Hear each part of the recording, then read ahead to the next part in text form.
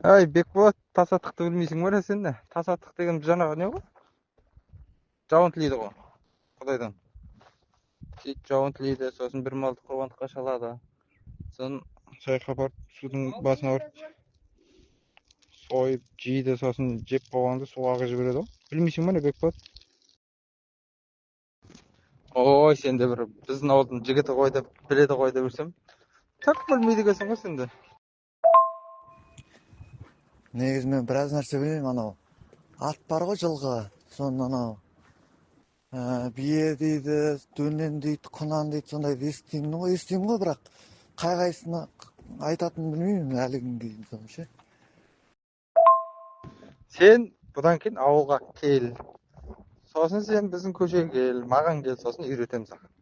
Жарай ма? Асықпай бір. Бір колон бір шемішкен алып кел. Азаннан кешке дейін айтып